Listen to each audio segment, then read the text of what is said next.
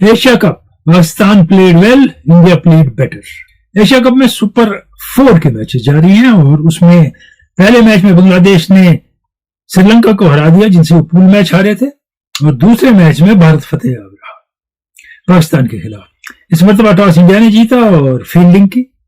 India ने changes नहीं किए, वही टीम खेली जो पिछला मैच पाकिस्तान के साथ खेली थी। पाकिस्तान ने सुफियान मुकीम की जगह हारिस रऊफ को और हक नवाज की जगह हुसैन तलत को खिलाया। जब फखर जमान बैटिंग करने आए तो लगा Pakistan is going to do something different today. वो ओपनर आए, सईद मयूब को पीछे ले गए ताकि कुछ रन बन जाए जब उनकी बारी आए, और उसमें एक अच्छा स्टार्ट दिया फखर जमान ने। लय में नजर आए, हैरेस किया बॉलर्स को, बुमराह को अटैक किया जो बहुत अहम बॉलर है, साथ में साहिबजादा फरहान भी ठीक खेल रहे थे। और फिर पंड्या ने पहला ब्रेक दिया। मैंने टूर्नामेंट से पहले भी कहा था अंडररेटेड बॉलर है, बड़े चालाक बॉलर है। इस बार इतनी चालाकी काम नहीं आई जितनी थर्ड अंपायर की गलती। बहुत जल्दबाजी में थर्ड अंपायर ने फैसला दे दिया और पहले ही बोल दिया स्क्रीन पे आने से पहले कि नॉट आउट है, फिंगर्स जो हैं सैमसन की वो बॉल के नीचे है, और रिपीटेडली देखा बॉल ने बाउंस किया था। अब गलती होती है अंपायर से, हो गई, अगर थर्ड अंपायर से गलती हो जो 10 बार देख सकता है तो कुछ अच्छा नहीं लगता। इसके बाद साइम अयूब आए, थोड़ी अच्छी बैटिंग शुरू की उनने, लेकिन खासे आउट ऑफ टच हैं वो। कुछ टाइमिंग के बावजूद भी वो 17 बॉलों में 21 रन बना के आउट हो गए। जब अक्षर पटेल के एक ओवर में 8 रन बने, दुबे को इंट्रोड्यूस किया गया और उनकी इंट्रोडक्शन बड़ी अच्छी साबित हुई। उनने साइम अयूब को आउट किया, उन्होंने ना पुल ना हुक ना कुछ बीच का एक शॉट खेला, कैच हो गए, और तब स्कोर था 10.3 ओवरों में 93 रन। फिर हुसैन तलत आए, जिन्होंने इससे पहले ही बॉल बहुत सी बॉलें समझ नहीं आई उनको, रिवर्स स्वीप कर दिया, उस पे चल दी। दूसरे एंड से फरहान चल रहे हैं, रन बन रहे हैं, लेकिन एक पीरियड आता है जहां इंडिया मैच में वापस दाखिल होता है और बहुत अच्छी तरह होता है। उस पीरियड में कुलदीप यादव, वरुण चक्रवर्ती बॉलिंग करते हैं, शुरू में दुबे भी करते हैं। यह 10 से 15वां ओवर, पहले 10 ओवर में 91 रन, 1 आउट। ये जो 10 से 15वां है, 5 ओवर है, 30 बॉल है, सिर्फ 28 रन बनते हैं, 3 विकेट गिरते हैं। यहां भारत दाखिल हो गया। जहां 190 स्कोर होता तो वो नीचे आना शुरू हो गया, और 16वें ओवर में सिर्फ 2 रन बनते हैं। नवाज आते हैं, समझ नहीं पाते हैं क्या करना है। जहां फखर जमान ओपनर निकले, एक अच्छी मूव थी, पॉजिटिव, वहां हारिस को आना चाहिए था। वो देखे बगैर अटैक करते हैं, कभी जरूरत पड़ती है जब स्टार्ट अच्छा हो ऐसे खिलाड़ी की भी बीच में, क्योंकि बाकी बैट्समैन पीछे होते हैं, लेकिन उनकी बैटिंग भी नहीं आई। साहिबजादा फरहान ने 58 रन बनाए 45 बॉलों में। सेकंड हाई स्कोर क्या है पाकिस्तान की टीम में? 21 रन। तो किसी और ने लंबी इनिंग नहीं खेली कि स्कोर 200 टच करता। वहां मैंने कहा इंडियन स्पिनर्स वापस आए, 10 से 15 ओवर में बहुत अच्छी बॉलिंग की, रन नहीं बनाने दिए, थ्रॉटल किया। ये तो एंड पे फहीम अशरफ ने मारे 2-4, क्योंकि Salman Ali Agha is out of shots in batting. अपने विकेट को वो बहुत भाव दे रहे हैं और अपने शॉट्स पे भरोसा नहीं है। भाव इस सेंस में कि मैं आउट हो जाऊंगा तो मैं शॉट ही नहीं खेलूंगा, और 13 बॉलों में 17 रन। अब इंडिया की तरफ से क्या हुआ? एक पीरियड में बॉलिंग चेंज अच्छे हुए 10 से 15वें ओवर में, लेकिन एंड पे सूर्य कुमार यादव ने 2 बड़ी गलतियां की। दुबे ने 3 ओवर किए थे, 2 विकेट लिए थे, अच्छी बॉलिंग की थी। वो फुल फ्लेज बॉलर नहीं है, don't try him for 4th over, वो भी आखिर 15 के 17, 18, 19 में। यही तरीका है क्रिकेट का। किया तो 15-17 रन पड़ गए कुछ उनको ओवर में। बुमराह आउट ऑफ कलर थे, 3 ओवर में 34 रन दिए थे, उनसे चौथा ओवर नहीं कराना था। बड़ा बॉलर भी कभी आउट ऑफ कलर होता है, तो उनको भी रन पड़ गए।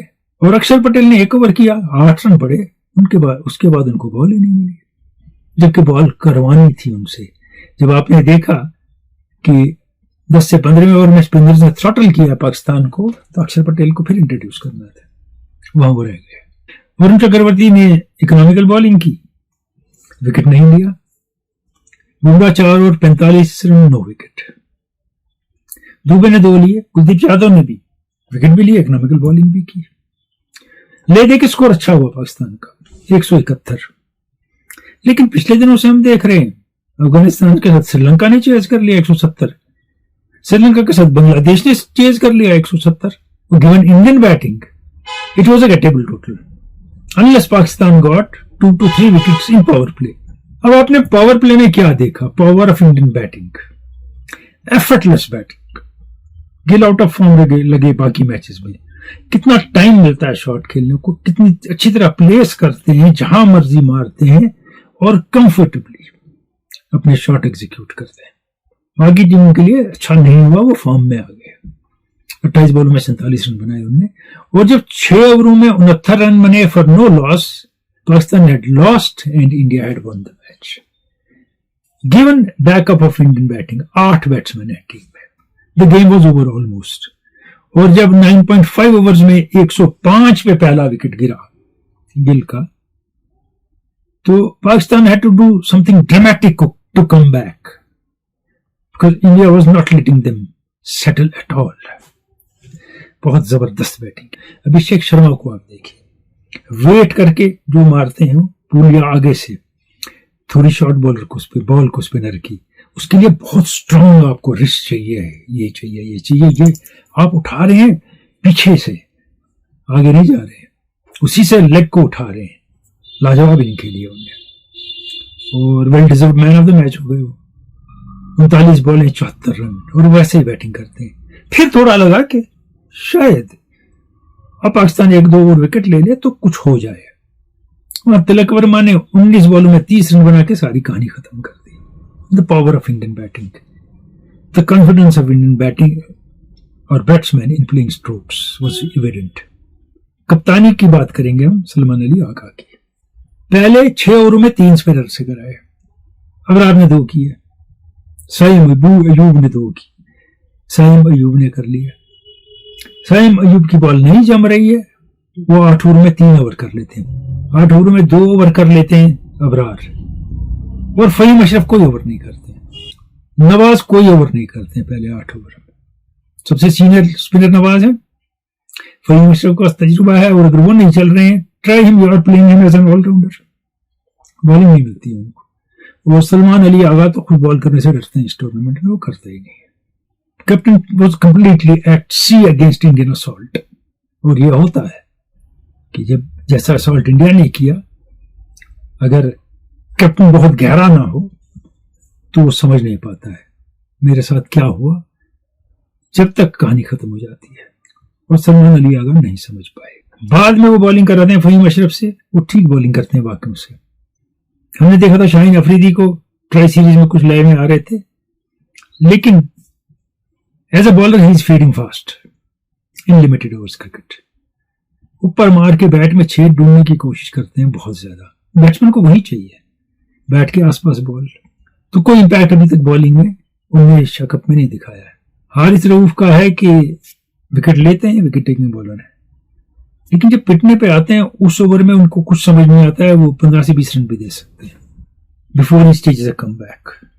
अ stellar performance by Indian batting. और एक बात खास है, काफी कैच छूटे इंडियन फील्डिंग में, कुछ मुश्किल थे, कुछ आसान भी छूट गए सीधे सीधे। जिस फील्डर की तारीफ की उसने कैच छोड़ा। अभिषेक शर्मा के पीछे तो बॉल लगी रही जा रही है, तो फिर गिल ने भी कैच छोड़ा, बाकियों से भी कैच छूटे। उन कैचों पे पाकिस्तान ने पूरा कैच नहीं किया। दूसरी बात, तो इंडिया इतनी पुअर फील्डिंग नहीं करेगा, तो ले कौन गया इंडिया को पार? Confident batting. और अगर आप देखें अब इस सिनेरियो को, अभी ऑस्ट्रेलिया नहीं खेल रहा, साउथ अफ्रीका नहीं खेल रहा, इवन वेस्ट इंडीज T20 की अच्छी टीम है, अलग बात है, लेकिन कहीं आपको अभी तक इस सेटअप में महसूस नहीं होता है कि रोहित शर्मा और कोहली होने चाहिए थे टीम में। How the young brigade has taken over, what a positive sign it is. लेकिन अभी टेस्ट में ये यंग ब्रिगेड बैटिंग का इतनी तरह टेक ओवर नहीं कर सका है, या वनडे इंटरनेशनल में जैसे T20 में किया है। But with passage of time there also they will rise. India ने ऑलमोस्ट ऐसा किया कि जो क्रूशल मैच था वो जीत गई है। क्रूशल इस सेंस में कि हाई वोल्टेज मैच। अब पाकिस्तान को बाकी दोनों मैच जीतने, और देखना वो आपस में क्या करते हैं। बांग्लादेश और India 2 points, Pakistan and Sri Lanka 0। इन दो का मैच आपस में भी बहुत अहम है। Things are heating up, runs are being made finally in Asia Cup, so expect the unexpected. Thank you.